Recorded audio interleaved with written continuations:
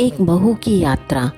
सुबह के 3 बजते ही अलार्म बज उठा। अपनी आंखों को मसलते हुए अर्चना उठ बैठी। आज उसे कुलदेवी के दर्शन करने के लिए जाना था, जिसके लिए उसे ट्रेन से सफर करना था। इससे पहले भी अर्चना ने ट्रेन में सफर किया था, पर यह सफर और सफर से अलग था, क्योंकि इससे पहले जो सफर अर्चना ने किया था वह शादी से पहले था, जहां उसके सफर की तैयारी में उसकी मां का पूरा सहयोग होता था।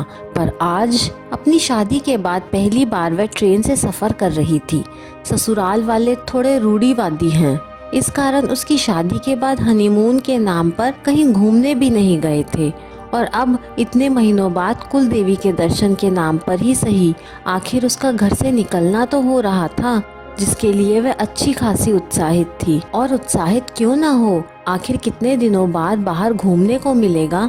मन में बार बार यही आ रहा था कि कुलदेवी के नाम पर ही सही, पर विवाह के बाद दर्शन करने की जो प्रथा बनाई गई है बहुत अच्छी बनाई गई है। नहीं तो बहुएं बेचारी एक बार घर में घुसे तो बाहर निकलना ना होता। पर जाने से पहले उसे बहुत से काम निपटाने भी थे। जाने की तैयारी पिछले 2 दिन से कर रही थी, पर यह तैयारी थी कि पूरा होने का नाम ही नहीं ले रही थी, क्योंकि उसे अकेले थोड़ी ना जाना था। साथ में पतिदेव रोहित, सास कौशल्या जी, ससुर कमल जी भी थे साथ में। तो जाहिर सी बात है उनकी जरूरतों का सामान भी अर्चना को ही ध्यान देकर रखना पड़ा होगा। कहने को तो कौशल्या जी की पैकिंग 2 दिन पहले ही हो गई थी, पर उसमें भी सब कुछ तो अर्चना को करना पड़ा था। अरे बहू, ये सामान देना तो, अरे जरा वह सामान देना तो। वो तो पलंग पर बैठी बैठी सिर्फ ऑर्डर दे रही थी। भाग भाग कर तो अर्चना को ही सामान रखना पड़ रहा था। कई बार सामान रखवाती तो कई बार निकलवाती भी, और फिर भी तारीफ खुद की ही। देख, सबसे पहले मेरी ही पैकिंग हुई है।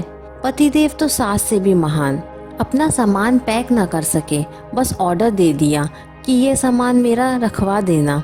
अब रखवा देना से क्या मतलब? घर में कोई नौकर चाकर थोड़ी ना लगे हैं जिन्हें ऑर्डर देकर रखवा लिया जाए। अर्चना को ही सब कुछ करना पड़ा।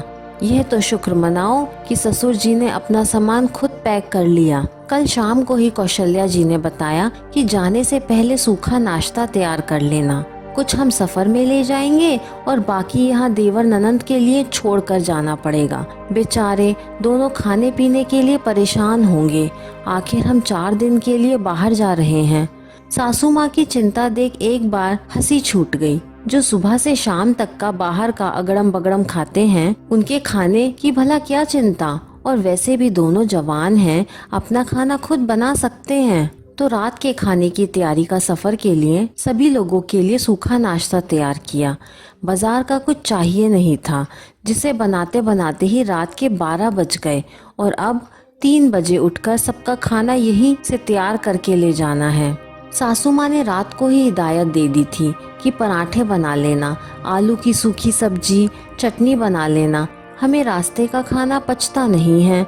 मन ही मन कुड़ती हुई अर्चना के मन में बार बार यही आ रहा था कि शुक्र मनाओ खाना 1-2 दिन से ज्यादा नहीं चल पाता, नहीं तो ये तो पूरे 4 दिन के लिए खाना भी यही मुझसे बनवा कर ले जाते और होटल का खर्चा भी बचा लेते। खैर, अब खाने की तैयारी के लिए भी उठना तो अर्चना को ही पड़ा। उसने उठकर सारा खाना तैयार कर लिया। तब जाकर 5:30 बजे सबको चाय बनाकर जगाया, क्योंकि उससे पहले उठने के लिए सासू माँ ने सख्त मना किया था। जब सबके गले में चाय गई, उसके बाद ही उठकर सब नहा धोकर तैयार हुए।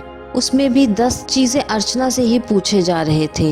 ये सामान कहाँ रखा, वो सामान कहाँ रखा, पापा जी की दवाइयाँ रखी कि नहीं, गैस सब चेक कर लिया ना, लाइट के स्विच चेक कर लो। जैसे पता नहीं शादी से पहले कौन आकर चेक करता था। और वैसे भी सब कहाँ जा रहे हैं, घर में ननंद और देवर मौजूद है ना। खैर, सब कुछ होने के बाद आखिरकार एक बहू अर्चना अपने सफर के लिए रवाना होती है। अरे नहीं नहीं, एक बहू के लिए सफर सिर्फ इतना सा ही नहीं होता है। अभी तो ट्रेन में कई सामान जो भूले होंगे, उसके लिए तो बहू को ही सुनाना है। सभी लोगों को नाश्ता खाना सर्व करने की जिम्मेदारी भी तो बहू की ही है। साथ ही साथ पापा जी की दवाई, मम्मी जी की दवाई भी बहू को ही देनी है। ऊपर से बर्थ पर बेडशीट बिछाने का काम भी बहू को ही करना है।